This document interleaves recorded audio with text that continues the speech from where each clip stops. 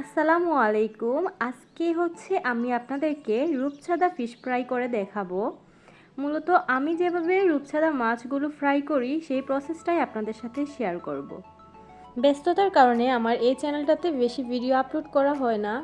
So ভাবলাম যেহেতু টুকটাক নিজে রান্না করতে হয় তাহলে কেননা একটু ভিডিও যদি পারি আপনাদের সাথে শেয়ার করি।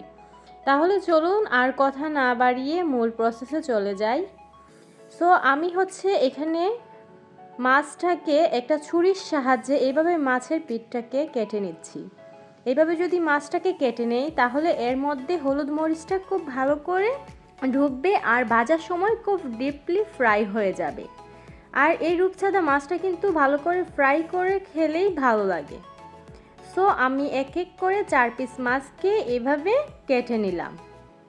এখন চলে যাচ্ছি মূল প্রসেসে। মাছটা ভাজার জন্য এর মধ্যে আমি 1 চা চামচ লবণ, 1 চা চামচ হলুদ গুঁড়ো আর দিয়ে দিলাম 1 চা চামচ মরিচ গুঁড়ো। এখন সবগুলো উপকরণকে আমি মাছের সাথে খুব ভালো করে মেখে নিচ্ছি।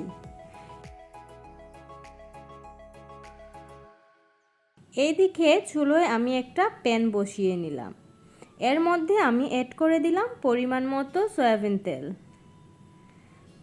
তেলটা যখন গরম হয়ে আসবে এই পর্যায়ে আমি এক এক করে মাছগুলো তেলে ছেড়ে দিচ্ছি।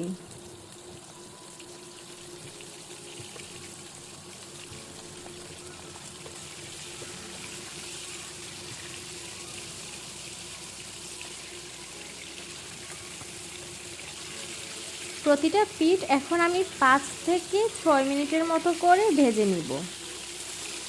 এই তো এখন একটু উল্টে নিচ্ছি। এইভাবে আমি উল্টে পাল্টে 2-3 বার করে ভেজে নিব, কারণ এই রূপচাঁদা মাছটা কিন্তু ডিপলি ফ্রাই করলেই খেতে ভালো লাগে। এই তো আমি এটাকে খুব ভালো করে উল্টে পাল্টে এইভাবে ভেজে নিয়েছি। এই পর্যায়ে কিন্তু মাছটা ভাজা হয়ে গেছে। এখন আমি মাছটাকে নামিয়ে একটা সাইডে রেখে দিব। আর সেম তেলে আমি দিয়ে দিচ্ছি এখানে হাফ কাপ পরিমাণ পেঁয়াজ কুচি। এই তেলটাতে যদি আমি পেঁয়াজটাকে ভেজে নিই তাহলে মাছের ঘ্রাণের সাথে পেঁয়াজের ভাজাটা কিন্তু খুব সুন্দর একটা স্মেল আসে। তো এখন আমি এর মধ্যে 4 থেকে 5টা কাঁচামরিচ অ্যাড করে দিলাম। কাঁচামরিচ আর পেঁয়াজটাকে এখন নেড়ে ছেড়ে আমি একটু হালকা ব্রাউন কালার করে ভেজে নিচ্ছি। এই তো পেঁয়াজটা যখন ব্রাউন কালার হয়ে এসেছে এখন আমি এর মধ্যে মাছগুলো অ্যাড করে দিচ্ছি। পেঁয়াজের সাথে আর মরিচের সাথে মাছটাকে আবারও একটু উল্টে পাল্টে নেড়ে ছেড়ে এটাকে নামিয়ে নিব। নামানোর আগে আমি অল্প একটু ধনিয়া পাতা কুচি দিয়ে দিচ্ছি।